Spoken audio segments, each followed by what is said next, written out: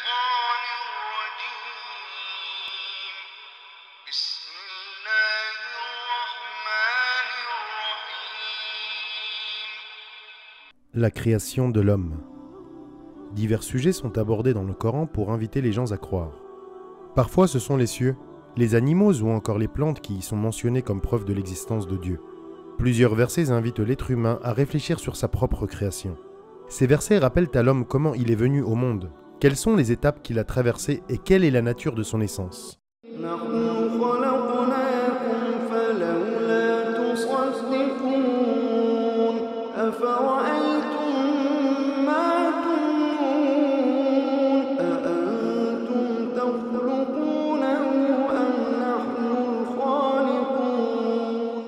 C'est nous qui vous avons créé. Pourquoi ne croyez-vous donc pas à la résurrection? Voyez-vous donc ce que vous éjaculez, le sperme? Est-ce vous qui le créez ou en sommes-nous le créateur? Coran, sourate 56, versets 57 à 59. La création de l'homme et son aspect miraculeux sont également soulignés en de nombreux autres versets. Quelques-unes de ces données sont si détaillées qu'il apparaît totalement impossible qu'une personne vivante au 7e siècle ait pu les connaître. Étudions certaines d'entre elles. Petit 1. L'homme n'est pas créé à partir de la semence complète, mais seulement à partir d'une partie infime de celle-ci, le sperme. Petit 2. Le mâle détermine le sexe du bébé. Petit 3. L'embryon humain s'accroche à l'utérus maternel comme une sangsue. Petit 4. L'embryon humain se développe dans 3 régions, obscures de l'utérus. Les éléments énumérés ci-dessous dépassent le niveau de connaissance des hommes de cette époque. Leur découverte n'a pu aboutir que grâce au développement de la technologie au XXe siècle. Examinons-les maintenant un à un. Une goutte de semence. Les spermatozoïdes entreprennent un voyage ardu de 5 minutes au niveau de l'utérus avant d'atteindre l'ovule. Parmi les 250 millions de spermatozoïdes, seul 1 millier réussira à atteindre l'ovule. L'ovule, dont la taille fait la moitié du diamètre d'un grain de sel, ne laisse pénétrer qu'un seul spermatozoïde. En d'autres termes, l'essence de l'homme n'est pas le résultat d'une semence complète, mais en constitue seulement une petite partie. Ceci est expliqué dans la sourate Al-Qiyamah ainsi.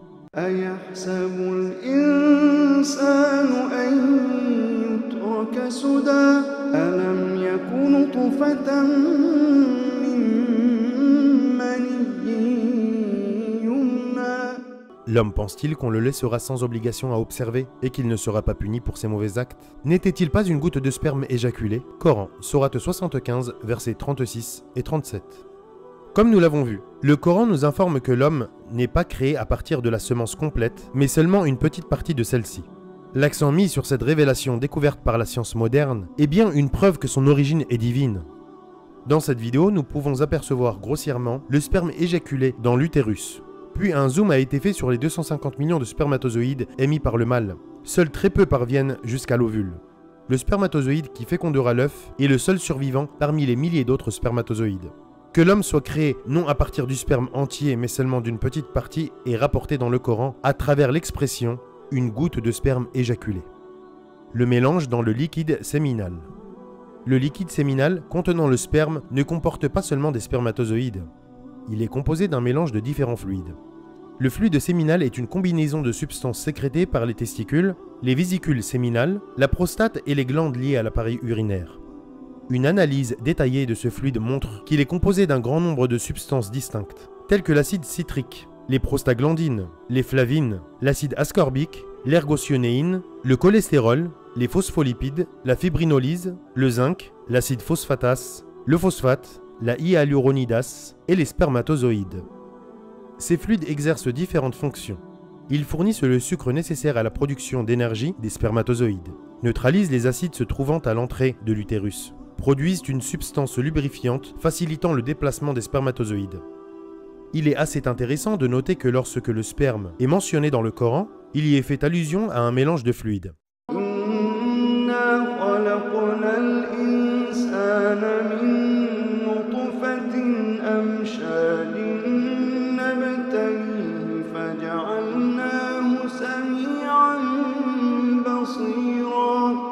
En effet, nous avons créé l'homme d'une goutte de sperme mélangée aux composants divers pour le mettre à l'épreuve.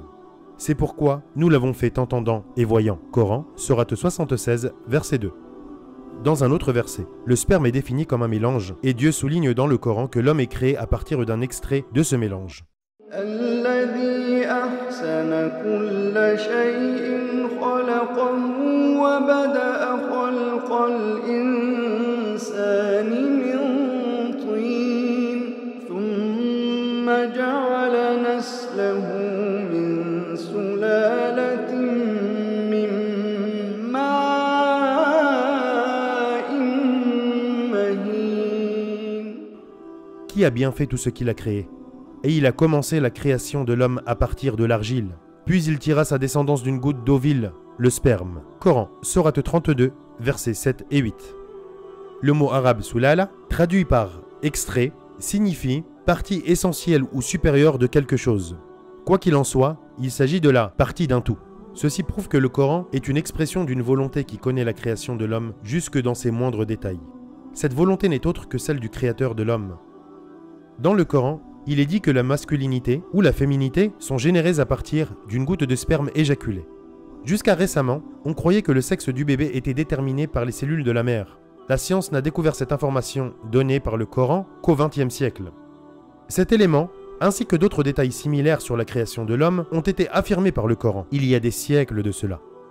Le sexe d'un bébé. Jusqu'à très récemment, on pensait que le sexe du bébé était déterminé par les cellules de la mère. Ou pensait-on tout au moins que le sexe était déterminé conjointement par les cellules mâles et femelles? Mais le Coran nous renseigne différemment. Il affirme que la masculinité ou la féminité est déterminée par une goutte de semence éjaculée. وأنه خلق الزوجين الذكر والأنثى من نطفة إذا تمنى. Il a créé le couple, le mâle et la femelle, à partir d'une goutte de semence éjaculée. Coran, Sourate 53, versets 45 et 46. ألم يك نطفة من مني يمنى ثم كان علقة فخلق فسوى فجعل منه الزوجين الذكر والأنثى. N'était-il pas une goutte de sperme éjaculée, puis une adhérence que Dieu a créée et harmonisée, et dont il a fait un couple mâle et femelle? Coran, Sourate 75, versets 37 à 39.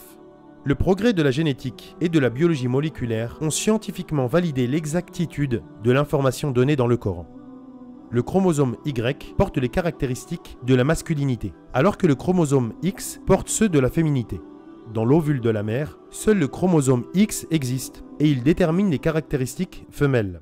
Dans le sperme du père, les spermatozoïdes portent soit le chromosome X, soit le chromosome Y. Par conséquent, le sexe du bébé dépendra du spermatozoïde qui fécondera l'œuf.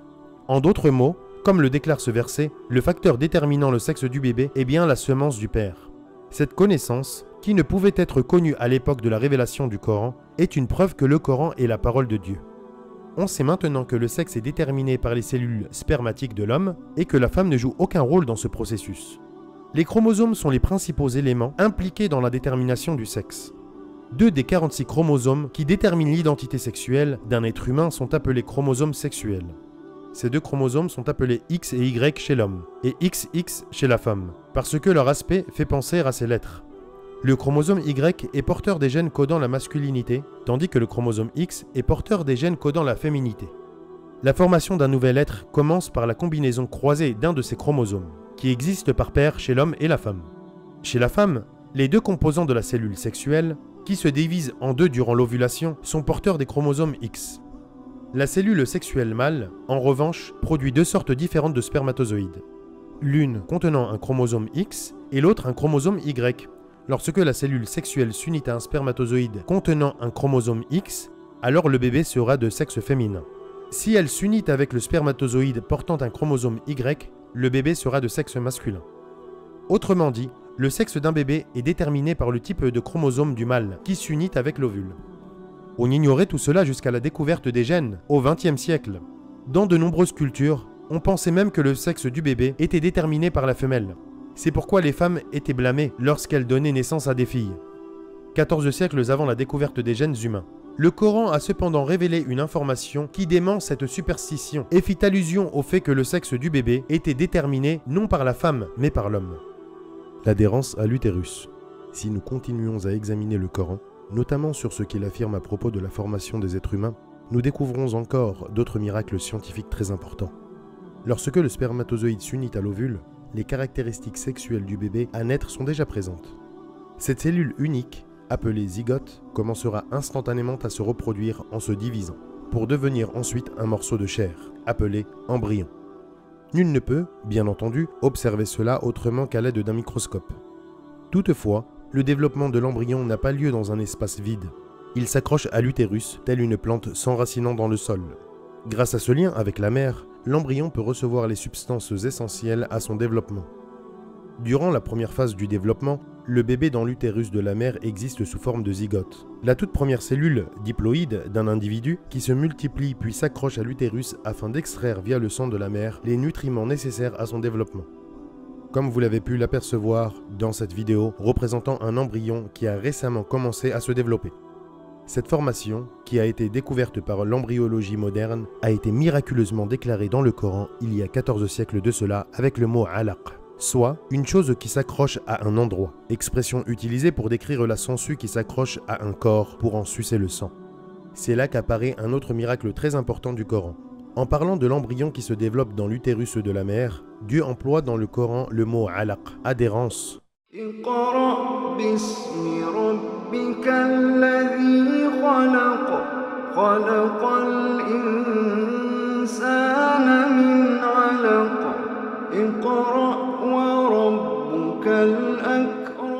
Lis au nom de ton Seigneur qui a créé l'être humain d'un alaq. Lis, car ton Seigneur est le très généreux. Coran, sourate 96, versets 1 à 3. Le sens du mot alaq en arabe est quelque chose qui s'accroche. Ce mot est utilisé littéralement pour décrire les sangsues lorsqu'elles s'accrochent sur un corps pour en sucer le sang. Ce n'est certainement pas un hasard qu'un mot si approprié soit utilisé pour décrire le mode de fixation de l'embryon dans l'utérus, à savoir l'anidation. Cela prouve une fois de plus que le Coran est une révélation de Dieu, le Seigneur des mondes. Les muscles qui enveloppent les os. Un autre élément important contenu dans les versets du Coran concerne les étapes du développement d'un être humain dans l'utérus. Les versets indiquent qu'on assiste d'abord au développement des os de l'embryon, puis à la formation des muscles qui enveloppent l'ossature. ثم خلقنا النطفة علقة فخلقنا العلقة مضغة فخلقنا المضغة عظاما فكسونا العظام لحما ثم أنشأناه خلقا آخر فتبارك الله أحسن الخالقين.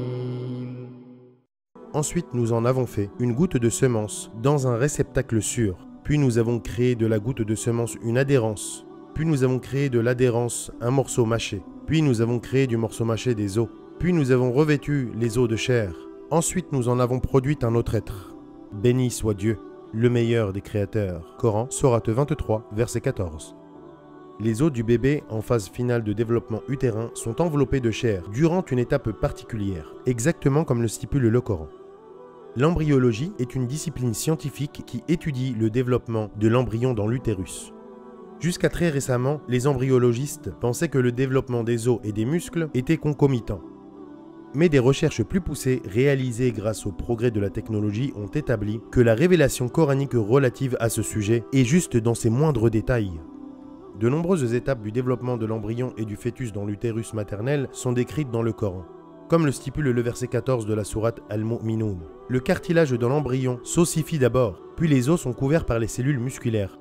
Dieu décrit ce développement avec le verset. Puis, de cet embryon nous avons créé des os, et nous avons revêtu les os de chair. Ces examens au niveau microscopique ont montré que le développement à l'intérieur de l'utérus maternel se fait exactement de la manière décrite dans ces versets. D'abord, le tissu cartilagineux de l'embryon s'ossifie. Puis les cellules musculaires sélectionnées à partir d'un tissu spécifique s'assemblent et enveloppent les os. Cet événement est décrit dans une publication scientifique nommée « Developing Human ». En ces termes, la forme du squelette détermine l'apparence générale de l'embryon au cours de la 7e semaine. Les muscles ne se développent pas au même moment, mais juste après. Les cellules musculaires prennent position dans le milieu environnant les os, sur tout le corps, puis enveloppent les os. Ainsi, les muscles prennent les formes et les structures bien connues. La phase d'enveloppement des os par les muscles a lieu durant la 8e semaine. Bref, les étapes du développement humain décrites dans le Coran concordent parfaitement avec les découvertes de l'embryologie moderne. Les 3 étapes dans l'utérus maternel. Dans le Coran, il est noté que l'homme est créé dans l'utérus maternel selon un processus composé de 3 étapes. خلقكم من نفس واحدة ثم جعل منها زوجها وأنزل لكم من الأنعام 8 أزواج يخلقكم في بطون أمهاتكم خلقا من بعد خلق في ظلمات 3 ذلكم الله ربكم له الملك لا إله إلا هو فأنا تصرفون. Il vous crée dans les ventres de vos mères, création après création, dans 3 ténèbres. Tel est Dieu, votre Seigneur. À lui appartient toute la royauté, point de divinité à part lui. Comment pouvez-vous vous détourner de son culte? Coran, sourate 39, verset 6. L'expression « fi dhulumatin thalathin » traduite en français par « 3 ténèbres » indique que 3 régions sont impliquées dans le développement de l'embryon. Il s'agit de petit a, la cavité de l'abdomen, petit b, la cavité de l'utérus, petit c, la cavité du placenta. Dans le verset 6 de la sourate Az-Zumar, il est souligné que l'homme est créé dans le ventre de sa mère dans 3 cavités distinctes. Et en effet, l'embryologie moderne a révélé que le développement embryonnaire a lieu dans 3 cavités distinctes de l'utérus de la mère. Comme nous l'avons vu, la biologie moderne a révélé que le développement embryonnaire a lieu dans 3 régions de l'utérus, selon la chronologie décrite dans le verset. De plus, les progrès de l'embryologie montrent que ces 3 régions consistent en 3 couches chacune. La paroi abdominale latérale comprend 3 couches, l'oblique externe, l'oblique interne et les muscles abdominaux transversaux. De la même façon, la paroi utérienne est formée de 3 couches épaisses, le périmètre, le myomètre et l'endomètre. Le placenta, organe qui relie l'embryon à l'utérus maternel, est composé de 3 couches. L'amnios, la membrane interne qui abrite le fœtus, le chorion, la couche moyenne de l'amnios, la déciduale ou la caduque, la couche externe de l'amnios. Comme il est souligné dans le verset, l'être humain est créé dans le ventre de sa mère en 3 étapes distinctes. La biologie moderne a bien révélé que le développement embryonnaire du bébé a lieu en 3 étapes dans l'utérus maternel. Aujourd'hui, dans les manuels d'embryologie des facultés de médecine, ce sujet est considéré comme une connaissance fondamentale. Par exemple, dans Basic Human Embryology, un texte de référence fondamentale dans le domaine de l'embryologie. Ce fait est exprimé ainsi. La vie dans l'utérus connaît 3 étapes. Pré-embryonnaire, les premières 2 semaines et demie. Embryonnaire, jusqu'à la fin de la 8e semaine. Et fétale, de la 8e semaine à l'accouchement. Ces phases, appelées trimestres, désignent 3 périodes et correspondent aux étapes du développement du bébé. Les caractéristiques de ces 3 étapes sont décrites ainsi. L'étape pré-embryonnaire. Lors de cette première étape, le processus de division cellulaire d'un zygote commence rapidement. Il ressemblera ensuite à une grappe de cellules et s'accroche à la paroi de l'utérus tout en continuant à se diviser. Les cellules s'organisent en 3 couches. L'étape embryonnaire. Pendant cette deuxième étape, qui dure 5,5 semaines, l'être vivant est appelé embryon. Durant cette période, les organes et systèmes fondamentaux du corps commencent à apparaître à partir des couches cellulaires. L'étape fétale. L'embryon est appelé fœtus à partir de cette étape, à partir de la 8e semaine de la grossesse jusqu'à l'accouchement. À la différence de l'étape précédente, le fœtus a maintenant l'apparence d'un être humain avec un visage, des mains et des pieds. Bien que ne mesurant que 3 cm au début, le fœtus a tous ses organes complets et apparents. Cette étape dure 30 semaines et le développement continue jusqu'à l'accouchement. Les informations sur le développement utérin de l'embryon n'ont été disponibles qu'après des observations effectuées au moyen d'instruments modernes. Pourtant, comme de nombreux autres faits scientifiques, ce savoir nous est communiqué miraculeusement dans les versets du Coran. Le fait que des renseignements si détaillés et si exacts aient été donnés dans le Coran, à une époque où les gens n'avaient que des connaissances réduites des questions médicales, prouve clairement que le Coran est la parole de Dieu. La création des êtres humains à partir de l'eau. والله خلق كل دابة من ماء فمنهم من يمشي على بطنه ومنهم من يمشي على رجلين ومنهم من يمشي على أربع يخلق الله ما يشاء إن الله على كل شيء قدير. Dieu a créé tous les êtres vivants à partir de l'eau. Certains d'entre eux rampent sur leur ventre, certains marchent sur 2 pattes et d'autres sur 4 pattes. Dieu crée ce qu'il veut et Dieu est puissant sur toutes choses. Coran, Sourate 24, verset 45. Ceux qui ont mécru, n'ont-ils pas vu que les cieux et la terre formaient une masse compacte? Ensuite nous les avons séparés et fait de l'eau toute chose vivante. Ne croiront-ils donc pas? Coran, Sourate 21, verset 30. وهو الذي خلق من الماء بشرا فجعله نسبا وصهرا وكان ربك قديرا. Et c'est lui qui de l'eau a créé une espèce humaine, qu'il unit par les liens de la parenté et de l'alliance. Et ton Seigneur demeure omnipotent. Coran, Sourate 25, verset 54. Lorsque nous lisons les versets qui concernent la création des êtres humains et des êtres vivants, nous y découvrons l'évidence d'un miracle. L'un de ces miracles est la création d'êtres vivants à partir de l'eau. Il n'a été possible aux êtres vivants de découvrir cela, comme l'exprime clairement le Coran, que des centaines d'années plus tard, grâce à l'invention du microscope. Cette phrase, l'eau est le principal composant de toute matière organique. 50 à 90% du poids d'un être vivant consiste en eau, apparaît régulièrement dans les encyclopédies. De plus, 80% du cytoplasme, élément cellulaire fondamental de tout organisme vivant, de la cellule d'un animal type, est décrit comme étant de l'eau dans les ouvrages de biologie. L'analyse du cytoplasme et sa composition ont été exposées dans les ouvrages scientifiques des centaines d'années après la révélation du Coran. Il est donc tout à fait impossible qu'un tel fait, accepté seulement maintenant par la communauté scientifique, ait pu être connu à l'époque où le Coran a été révélé. Et pourtant, le Coran a attiré l'attention dessus il y a plus de 1400 ans. Toute forme de vie a besoin d'eau pour survivre. Par conséquent, les animaux vivant dans les régions arides ont été dotés de mécanismes permettant de protéger leur métabolisme de la perte d'eau et d'assurer un bénéfice maximal de l'utilisation de l'eau. S'il y a perte d'eau dans le corps pour n'importe quelle raison, et si cette perte n'est pas contrôlée, la mort s'ensuivra en quelques jours. Le célèbre scientifique du XVIIe siècle, Jean-Baptista van Helmont, découvrit en 1640 que l'eau contenue dans le sol est l'élément le plus important pour le développement des plantes. Création à partir d'argile. Dans le Coran, Dieu révèle que la création de l'être humain est un miracle. Le premier être humain a été créé par Dieu, qui lui a donné la forme d'un être humain, à partir d'argile, et lui a insufflé son souffle. إذ قال ربك للملائكة إني خالق بشرا من طين فإذا سويته ونفخت فيه من روحي فقعوا له ساجدين. Quand Dieu dit aux anges, je vais créer d'argile un être humain, quand je l'aurai bien formé et lui aurai insufflé de mon esprit, jetez-vous devant lui, prosternés. Coran, Sourate 38, versets 71 et 72. فاستفتهم أهم أشد خلقا من خلقنا إنا خلقناهم من طين لازب. Demande-leur s'ils sont plus difficiles à créer que ceux que nous avons créés, car nous les avons créés de boue collante. Coran, Sourate 37, verset 11.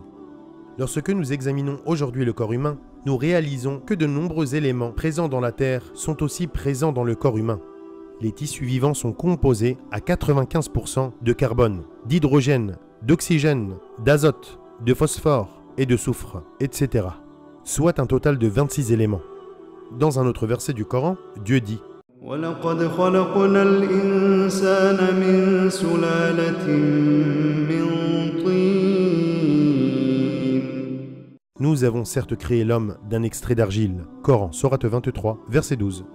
Le mot arabe « sulal » traduit par « extrait » dans ce verset signifie « exemple représentatif, essence ». Comme nous l'avons vu, l'information révélée dans le Coran il y a plus de 1400 ans de cela confirme ce que la science moderne nous dit, c'est-à-dire que les éléments employés pour la création de l'homme sont les mêmes que se trouvaient dans le sol. La programmation dans les gènes.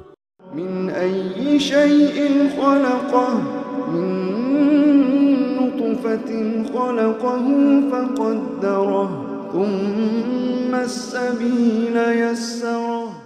Comment Dieu l'a-t-il créé? D'une goutte de sperme. Il l'a créé et il a fixé son destin.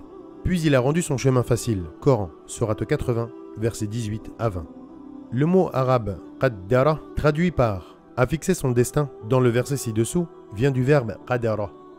Il se traduit par arrangement, présentation, planification, programme, vision du futur, inscription de tout dans la destinée par Dieu.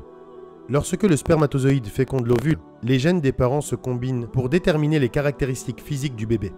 Chacun de ces milliers de gènes a une fonction spécifique.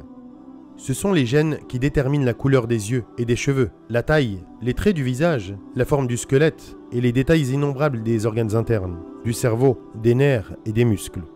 En plus de toutes les caractéristiques physiques, des milliers d'autres processus ont lieu au niveau des cellules et du corps.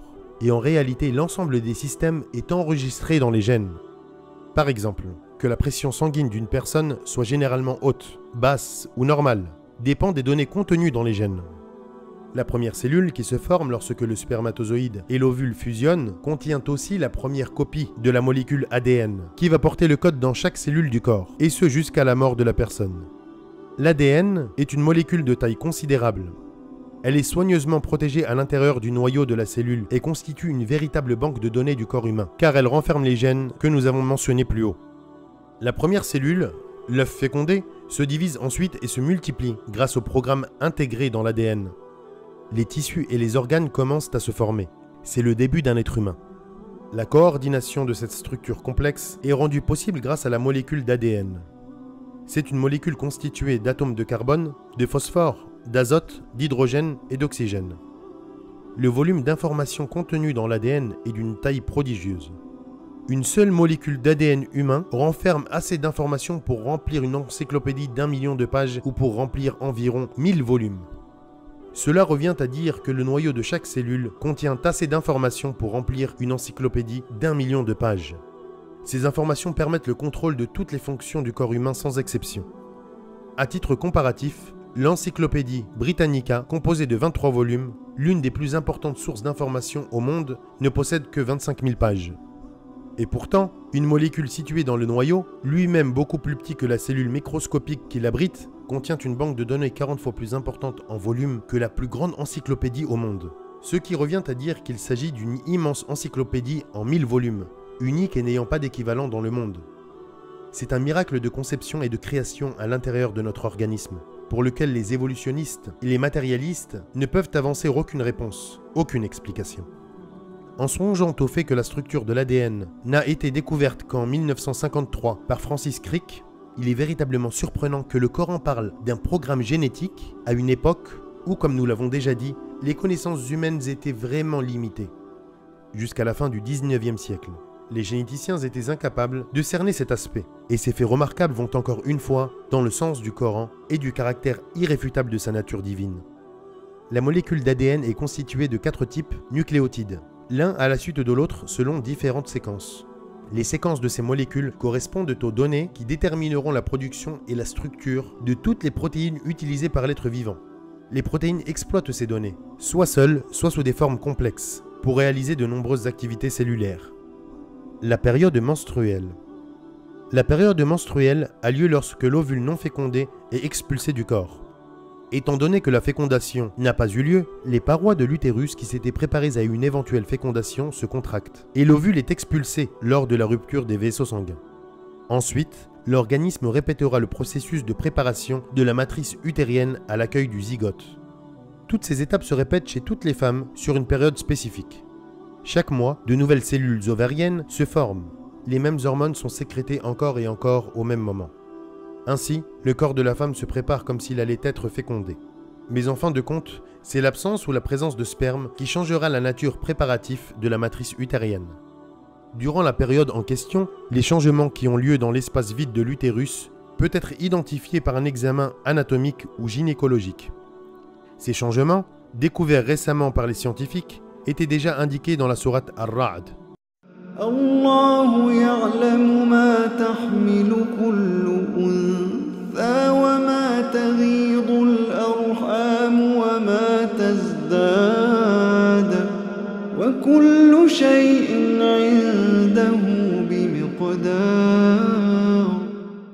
Dieu sait ce que porte chaque femelle, et de combien la période de gestation dans la matrice est écourtée ou prolongée. Et toute chose a auprès de lui sa mesure. Coran, sourate 13, verset 8. Au début de la période menstruelle, la muqueuse des parois utériennes, l'endomètre, est de 0,5 mm d'épaisseur. Sous l'effet des hormones sécrétées par l'œuf, cette couche s'épaissit et atteint une épaisseur de 5 à 6 mm. Le corps se débarrassera de cette couche en cas d'absence de fécondation. Comme nous le lisons dans le verset ci-dessus, cette augmentation ou réduction mensuelle des parois de l'utérus est décrite dans le Coran. La grossesse et la naissance. قتل الإنسان ما أكفره من أي شيء خلقه من نطفة خلقه فقدره ثم السبيل يسره. Que l'homme périsse, quel impie, comment Dieu l'a-t-il créé? D'une goutte de sperme. Il l'a créé et il a fixé son destin. Puis il a rendu son chemin facile. Coran, sourate 80, versets 17 à 20. À la fin du 6e mois, le fœtus est déjà totalement formé. L'utérus entre ensuite dans une période d'incubation. Au cours de cette période, les organes et le système voient leur développement s'accélérer, et ce grâce au placenta, organe reliant la mère au fœtus via le cordon ombilical, et qui fournit les substances nutritives nécessaires au fœtus. Toute cette période continue jusqu'à la naissance du bébé. Le col de l'utérus est normalement très étroit et il est difficile pour le fœtus de passer à travers. Cependant, durant la période précédant la naissance, un certain nombre de changements physiologiques se produisent dans le corps de la mère. Ces changements faciliteront le passage du bébé à travers le col utérin. Parmi ces changements, on note l'extension de la surface articulaire des os iliaques afin d'élargir le canal pelvien, la dilatation des muscles afin de permettre l'élargissement du col et sa lubrification par le liquide amniotique. Ces changements prénataux sont décrits en ces termes, selon une source scientifique. À l'approche de la naissance, le liquide amniotique entreprend les activités nécessaires pour faciliter l'expulsion du bébé. Il est renfermé dans un sac, le sac amniotique, et provoquera l'élargissement du col de l'utérus, permettant au bébé de passer, et éviter qu'il ne soit étouffé dans l'utérus lors de l'accouchement. Au début de l'accouchement, la poche amniotique se perce et déverse son contenu liquide dans le canal pelvien, permettant sa lubrification et sa stérilisation, et finalement un passage facilité pour le bébé. De cette façon, la naissance est non seulement facilitée, mais elle se produit à l'abri des infections. Cette série d'événements est ouvertement indiquée dans le verset suivant. Puis il lui facilite le chemin. Coran, sourate 80, verset 20. Cependant, il est possible aujourd'hui de déterminer ces changements physiologiques dont Dieu nous a informés il y a plus de 1400 ans grâce à l'utilisation d'un certain nombre d'appareils technologiques. Les phases de développement des organes humains.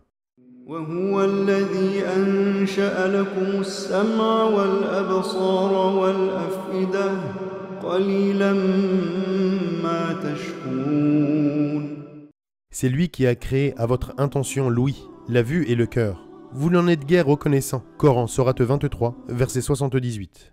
والله أخرجكم من بطون أمهاتكم لا تعلمون شيئا وجعل لكم السمع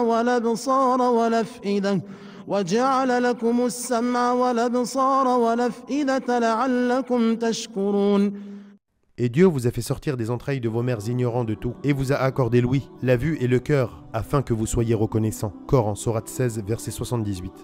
قل رأيتم إن أخذ الله سمعكم وأبصاركم وختم على قلوبكم من إله غير الله يأتيكم به انظر كيف نصرف الآيات ثم هم يصدفون.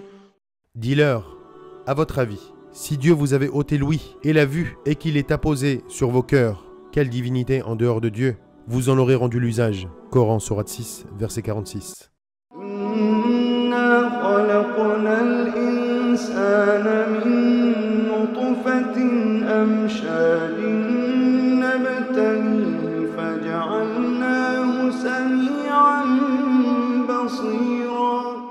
En effet, nous avons créé l'homme d'une goutte de sperme mélangée pour le mettre à l'épreuve. Nous l'avons fait entendant et voyant. Coran, sourate 76, verset 2. Les versets ci-dessus font référence à un certain nombre de sens attribués par Dieu aux êtres humains. Ces sens sont toujours mentionnés dans un ordre spécifique dans le Coran. l'ouïe, la vue, la sensation et la compréhension. Dans un article publié dans Journal of the Islamic Medical Association, le docteur Kate Moore déclare que durant le développement du fœtus, l'œil commence à se former une fois que l'oreille interne a terminé sa première phase de formation. Il a déclaré aussi que le cerveau, qui est le centre de la sensation et de la compréhension, commence sa phase de développement après celle de l'oreille et des yeux. Les oreilles du fœtus commencent à se développer dès le 22e jour de grossesse et deviennent complètement fonctionnelles dès le 4e mois. Après cela, le fœtus peut entendre des sons dans le ventre de sa mère. Pour cette raison, le sens de l'ouïe se développe avant les autres fonctions vitales chez un nouveau-né. L'ordre présenté dans le Coran est frappant de ce point de vue. Les informations récentes concernant le développement des organes du bébé dans le ventre de la mère sont en parfaite harmonie avec les versets du Coran. La vidéo est maintenant terminée. Si son contenu vous a plu, je vous invite à vous abonner à ma chaîne et à activer la petite cloche des notifications pour que les nouveautés vous parviennent. Que la paix soit sur vous.